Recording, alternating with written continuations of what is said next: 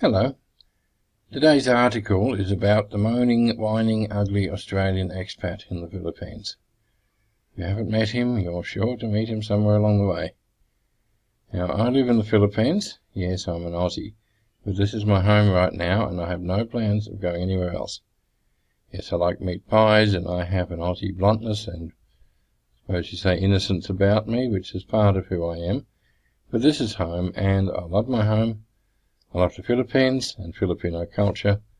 My wife is here with me, and we have a house full of noisy kids, and we have a staff in the office and staff at home. It's a full life, and I love it here. Yet there are some ugly Australian expats who do nothing but complain. Are the majority of expats like me? Are most quiet family men who get on with living a good life, or are they the other type? No idea. What I do know is that ugly expats seem to be more vocal, more's the pity. Who are the ugly Australian expats?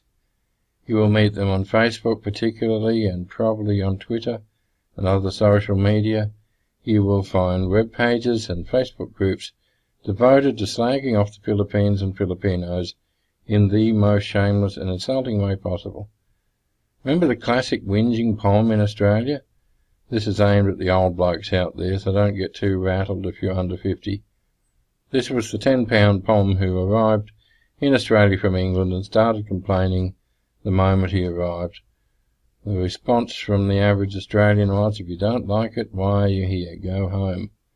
Invariably they stayed because they actually liked where they were, but it didn't stop them complaining.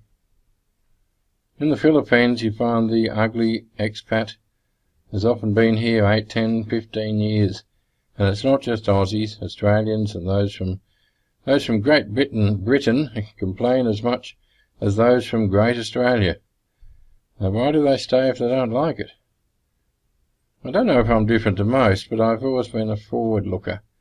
I never retrace my footsteps. If I was to go back to Australia, it would be to somewhere else in Australia, and something different to what we had before.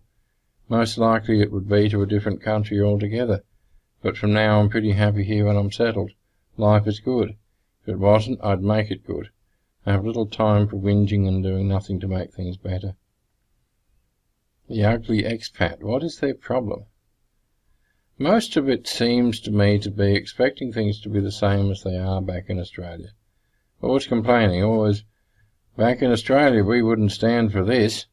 The food isn't the same, the traffic is worse, the people in shops take too long, the queues are too long, the staff I employ or the tradesmen I hire, they don't understand me, the relatives are always dropping in. Well, the food is generally cheaper and often very fresh. There is more traffic but minimal road rage, and people will actually let you cut in. The people in shops would bend over backwards for you. The people in queues are patient and still smile. The staff are kind and tolerant of your moods. The tradesmen don't have 6-month waiting lists and are often very creative, also cheap. The relatives are generally kind and loving people, but Mr. Whinger never sees this. Ugly expats, other issues. Many an expat who settles here is a bit of a social misfit where they come from, and often a bit of a financial failure too. The appeal of living in the Philippines is that the dollar will stretch further. Many have scant savings and or they live on pensions and modest superannuation. They don't have a wealth of friends, great family back in Australia keeping them there, so this is a new start. And I suppose in most cases, unless you deal with the problem by facing it, it will catch up with you later. If you're a social misfit in Australia, you will be one in the Philippines too. And if you were a failed businessman in Australia, you don't have much hope of making a go of it here either. Even good Aussie businessmen can fail miserably because they don't see they're walking into an entirely different work environment and market. Competing head-to-head with locals is rarely a good idea. There's an article here, if you have a look on this. You have a look at this actual blog article on the www.filipinowives.com.au site, and if you can click on this link, you'll see there's a good article on the Downward Visa site about this. If an expat is struggling to make ends here, it's not so easy to keep smiling either. Do your homework before you move here and try to live here for 12 months before buying houses, etc. Set a realistic budget and then add 50% to it. If your relationship is weak in Australia, don't expect the Philippines will transform your lady back into that sweet, attentive lady you think you deserve. Again, if you have problems in Australia with your relationship and you don't face them, they will only follow you here. And if the problems do follow you here, it's grossly unfair to blame the Philippines for them. The lure of pretty women in the Philippines. The sad fact is that the answer to the question, if you don't like it, why do you stay, is often that the expat is here for one reason, and that is to live out his boyhood fantasy of having a smorgasbord of pretty women lined up for him, chasing the skirt, as they used to call it.